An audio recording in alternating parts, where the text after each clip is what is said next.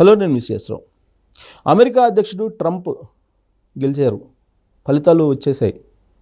అడపదడప 1-2 రాష్ట్రాల్లో ఇంకా పెండింగ్ ఉన్నప్పటికీ కూడా అవి కూడా ట్రంప్కే అనుకూలంగా వస్తున్నాయి. కాబట్టి అమెరికా అధ్యక్షుడు ట్రంప్ కాబోయేటువంటి అధ్యక్షుడు జనవరి 20వ తారీఖున ఆయన ప్రమాణ స్వీకారం చేయబోతూ ఉన్నారు. ఈ ఫలితాలు చూసిన తర్వాత ట్రంప్ అభిమానులు సంబరాలు చేసుకుంటున్నారు. కానీ అమెరికాలో ఉండేటువంటి మహిళలు మాత్రం నో సెక్స్ నో బెడ్ అనేటువంటి నినాదాన్ని తీసుకున్నారు. ఎందుకంటే దక్షిణ కొరియాలో ఈ మధ్యకాలంలో మహిళలు 4B అనేటువంటి ఒక ఉద్యమాన్ని తీసుకొచ్చారు. దానికి కారణం ఏంటంటే మహిళలకు ప్రాథమిక హక్కులు ఏవైతే ఉన్నాయో వాటిని హరించి వేస్తున్నారు అనేది వాళ్ళలో ఉండేటువంటి ఆందోళన. దాని కారణంగా మహిళలందరూ కూడా పురుషుల్ని సెక్స్కి దూరంగా ఉంచారు, బెడ్ ఎంజాయ్మెంట్కి దూరంగా ఉంచారు. ఒకవేళ పెళ్లి చేసుకున్నప్పటికీ కూడా శృంగారానికి దూరంగా ఉంటున్నారు. ఒకవేళ శృంగారానికి దగ్గర ఉన్నా కానీ పిల్లల్ని కనడానికి ఇష్టపడట్లేదు. సో ఇలాంటి పరిస్థితి దక్షిణ కొరియాలో ఉంది.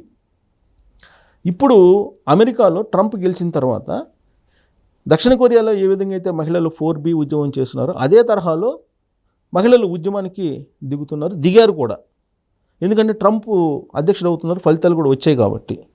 దానికి కారణం ఏంటంటే ట్రంప్ మహిళా వ్యతిరేకి. అతను తీసుకునే నిర్ణయాలన్నీ కూడా మహిళలకు వ్యతిరేకంగా ఉంటాయి. ఆయన మహిళలను గౌరవించరు. కాబట్టి ఆయన గెలుపుని జీర్ణించుకోలేనటువంటి పరిస్థితుల్లో తిరుగుబాటు బావుటాన్ని అక్కడ ఉండే మహిళలు ఎగురు వేస్తున్నారు. దాంట్లో భాగంగా ఫస్ట్ ఫేజ్లో నో సెక్స్ అనేటువంటి ఒక నిర్ణయాన్ని తీసుకున్నారు, ఆ ఉద్యమాన్ని చేస్తున్నారు. అంటే పురుషులకి సెక్స్ సుఖం ఇవ్వకూడదు, నో బెడ్కి దూరంగా ఉండాలి.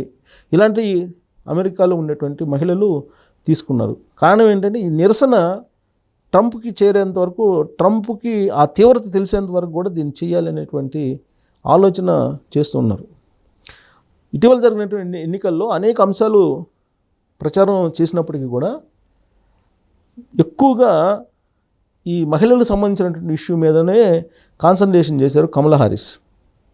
కానీ ఆవిడ ఓడిపోయారు. గర్భ విచ్ఛిన్నం దాని మీద ఒక రూల్ తీసుకురావాలి అనేది, అంటే గర్భం తొలగించుకోవాలి లేదా అనేది మహిళలకు స్వేచ్ఛ లేనటువంటి పరిస్థితి ఉంది అక్కడ. దాని మీద ఒక చట్టం తీసుకొస్తాము అనేది ట్రంప్ అని అంటున్నారు.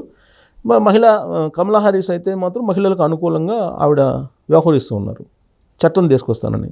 సో ఇక్కడ మహిళలందరూ కూడా యాక్చువల్గా పోలరైజ్ అయ్యారు కమలా హారిస్ తోటి. కానీ పురుషాధిక్యత ఉన్నటువంటి ప్రపంచంలో, అమెరికా లాంటి అగ్రరాజ్యంలో ఇవాళకి కూడా ఇన్ని సంవత్సరాలు అయిన తర్వాత కూడా ఒక్కసారి కూడా అమెరికా ప్రెసిడెంట్ మహిళ కాలేదు. ఈసారి కమలా హారిస్ అవుతారు అని చెప్పి అనుకున్నారు. 2020 ఎలక్షన్స్లో ఆ రోజున క్లింటన్ సతీమణి అవుతారనుకున్నారు హిల్లరీ, కానీ ఆవిడ కాలేదు. చివరి వరకు పోరాడి ఇప్పుడు కమలా హారిస్ కూడా కాలేదు. కారణం ఏంటంటే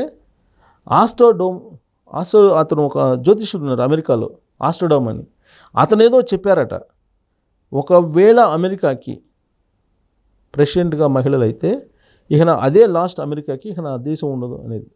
బహుశా ఆయన చెప్పినటువంటి జ్యోతిష్యాన్ని, ఆయన చెప్పినటువంటి కాలజ్ఞానాన్ని విన్నారో ఏమో తెలియదు. కానీ కమలా హ్యారిస్కి ఓటేయాల్సినటువంటి వాళ్ళు మొత్తం దూరం అయ్యారు. పురుషులందరూ వాళ్ళు కన్సాలిడేట్ అయ్యారు, ట్రంప్కి వేశారు అనేది లేటెస్ట్గా మహిళలు ఆగ్రహిస్తూ ఉన్నారు. అందుకే మహిళలు ఇప్పుడు ట్రంప్ గెలవడాన్ని నిరసిస్తూ ఉన్నారు. ఆయన ఇంకా ప్రమాణ స్వీకారం కూడా చేయలే. 20వ తారీఖున ప్రమాణ స్వీకారం చేస్తారు జనవరి. పురుషులకి నో సెక్స్ సుఖం ఇవ్వకూడదు అనేటువంటిది, తర్వాత మ్యారేజెస్ చేసుకోకూడదు అనేటువంటి నినాదం. ఒకవేళ మ్యారేజ్ చేసుకున్నా కానీ వాళ్ళతో పాటు శృంగారం చేయకూడదు అనేది. ఒకవేళ శృంగారం చేసినప్పటికీ కూడా లాస్ట్ ఆప్షన్ పిల్లల్ని కనకూడదు అనేటువంటిది ఒక నిరసన కార్యక్రమాన్ని అమెరికా మహిళలు కూడా తీసుకున్నారు. ఈ 4B అనేటువంటి ఉద్యమం దక్షిణ కొరియాలో ప్రారంభమైంది, ఇప్పుడు అమెరికాకి పాకింది.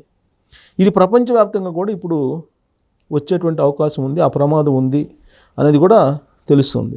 సో ట్రంప్కి ఇప్పుడు మహిళా నిరసన అసలు ఏ స్థాయిలో వెళ్తుంది అనేది కూడా అర్థం కానిటువంటి సిచ్యువేషన్. ఎందుకంటే మహిళలు చాలా సీరియస్గా ట్రంప్ మీద ఉన్నారు. ట్రంప్కి సంబంధించినటువంటి వ్యాఖ్యలను కనుక చూస్తే అనేక సందర్భాల్లో మహిళల్ని కించపరుస్తూ ఆయన మాట్లాడారు. అసలు ఆయన యాక్టివిటీ కానీ తర్వాత ఆయన మాట్లాడే మాటలు కానీ మహిళల్ని కించపరిచేలాగా మాట్లాడుతూ ఉంటారు. కొన్ని సందర్భాల్లో అనుచిత వ్యాఖ్యలు కూడా చేశారు. ఆయన మీద లైంగిక వేధింపులకు సంబంధించిన కేసులు కూడా ఉన్నాయి. ఆ కేసులను కూడా ఫేస్ చేస్తున్నారు ఆయన. ఇప్పుడు అధికారంలోకి వచ్చారు కాబట్టి ట్రంప్ ప్రమాణ స్వీకారం చేశారు కాబట్టి ఆయన మీద ఉన్నటువంటి కేసులన్నీ కూడా ఇప్పుడు తొలగిపోయేటువంటి అవకాశం ఉంది. వాస్తవంగా ఆయన అసలు జైల్లో పెడతారని చెప్పి అనుకున్నారు ఎన్నికలకు ముందు. అంత పెద్ద తీవ్రమైనటువంటి కేసులు ఆయన మీద ఉన్నాయి. ఇప్పుడు ఆంధ్రప్రదేశ్లో జగన్మోహన్ రెడ్డి గారి మీద ఎలా ఉన్నాయో ఈడీ కేసులు, సిబిఐ కేసులు, ఆ కేసులు ఉన్నప్పటికీ కూడా 2019 ఎన్నికల్లో ఆంధ్రప్రదేశ్ సమాజం ఆయన ముఖ్యమంత్రిని చేసింది. ఆ తర్వాత ఆ కేసులన్నీ వీగిపోయాయి. ఆల్మోస్ట్ ఆ కేసులన్నీ బలహీనపడ్డాయి. ఆయన బెయిల్ మీద ఉన్నాడు. ఆ కేసులు ఇంతవరకు తేల్లా. కారణం ఏంటంటే వ్యక్తిగతమైనటువంటి మినహాయింపుని పొందాడు జగన్మోహన్ రెడ్డి గారు సిబిఐ కోర్టుకు హాజరు కాకుండా. వాటి మీద డిశ్చార్జ్ పిటిషన్లు అనేకం వేశారు. ఆ డిశ్చార్జ్ పిటిషన్ల మీద సిబిఐ వాళ్ళు కౌంటర్ చేయకుండా ఇప్పటికీ కూడా ఆ కేసులన్నింటినీ కూడా పెండింగ్లో ఉంచారు. దానికి కారణం ఏంటంటే పవర్. ఆంధ్రప్రదేశ్ ముఖ్యమంత్రిగా జగన్మోహన్ రెడ్డి కావటమే ఆయన మీద ఉన్నటువంటి కేసులన్నీ కూడా పెండింగ్లో పడిపోయి విచారణకి నోచుకోకుండా. మామూలుగా అయితే సుప్రీంకోర్టు ఆదేశాల ప్రకారం ఆ కేసులు విచారణ జరగాలి. సుప్రీంకోర్టు ఆర్డర్స్ వేసినా కానీ ఆ కేసులు విచారణ జరగకుండా ఉన్నాయంటే కేవలం పవర్. అలాగే ఇప్పుడు అమెరికా అధ్యక్షుడు ట్రంప్ కాబోతున్నాడు కాబట్టి ఆయన మీద ఇప్పటివరకు ఉన్నటువంటి అనేకమైనటువంటి కేసులు ఉన్నాయి. చాలా తీవ్రమైనటువంటి కేసులు ఉన్నాయి. అవన్నీ కూడా విచారణకు నోచుకునేటువంటి అవకాశం లేదు.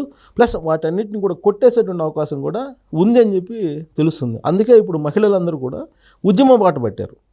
ఆయన మీద ఉద్యమించడానికి రెడీ అయ్యారు. ఆయన ఎక్కడికి వెళ్తే అక్కడ నిరసన వ్యక్తం చేయడానికి సిద్ధం కావడంతో పాటు ఈ నిరసనని అందరూ పురుషులకి కూడా వర్తింపజేస్తున్నారు. ఎందుకంటే పురుషుల యొక్క ఆధిపత్యం ఎక్కువైపోయింది అమెరికాలో. సో మహిళల్ని అణగదొక్కుతున్నారు, మహిళలకి రాజ్యాధికారం రాకుండా చేస్తున్నారు అనేటువంటి అభిప్రాయం చాలా బలంగా అక్కడ ఉన్నటువంటి మహిళల్లోకి వెళ్ళిపోయింది. దాంతో ఇప్పుడు వినూత్నమైనటువంటి నిరసనను చేపట్టారు. 4B అనేటువంటిది. ఇది ప్రపంచవ్యాప్తం చేయడానికి కూడా ప్రయత్నం చేస్తున్నారు. అది కనుక వస్తే కనుక ఇప్పుడు ప్రపంచవ్యాప్తంగా పిల్లలు తగ్గిపోతున్నారు, జననాలు తగ్గిపోతున్నాయి, మరణాలు పెరుగుతున్నాయి అని చెప్పి చెబుతున్నారు, వృద్ధుల సంఖ్య పెరిగిపోతున్నారని చెప్తున్నారు కదా. ఇది మరింత తీవ్రమయ్యేటువంటి అవకాశం ఉంది. ఇప్పుడు ఆ ఉద్యమం కనుక ఒకసారి బయలుదేరిన ఉద్యమం అది దేశాలు దాటుతుంది. దక్షిణ కొరియాలో ప్రారంభమైన ఈ ఉద్యమం అమెరికాకి చేరింది. ఇప్పుడు అమెరికాలో రాబోయేటువంటి రోజులు ఎలాగూ ట్రంప్ మహిళలకు వ్యతిరేకంగా ఉంటారు. అబార్షన్ పాలసీని ఆయన వ్యతిరేకంగా తీసుకుంటారు మహిళలకి. సో మరింత ఉధృతమయ్యేటువంటి అవకాశం ఉంది. సో ట్రంప్కి మహిళలు ఒక వార్నింగ్, ట్రంప్తో పాటు అక్కడ ఉన్నటువంటి పురుషులకు కూడా ఒక వార్నింగ్ ఇచ్చి 4B అనేది డిస్ప్లే చేస్తున్నారు. 4B డిస్ప్లే చేసి పురుషులందరికీ కూడా ఒక థ్రెట్ క్రియేట్ చేసే ప్రయత్నం చేస్తున్నారు. కాబట్టి రాబోయేటువంటి రోజుల్లో ఈ ఉద్యమం ఎలాంటి పరిణామాలకు దారితీసేటువంటి అవకాశం ఉందనేది కూడా ఒక చర్చ జరుగుతుంది. సో ఇది తాత్కాలికమా, లేదంటే పాల పొంగు లాంటిదా, లేదంటే ఇంకా తీవ్రం అవుతుందనేది మీరు కూడా మీ అభిప్రాయాన్ని తెలియజేయచ్చు. Thank you very much.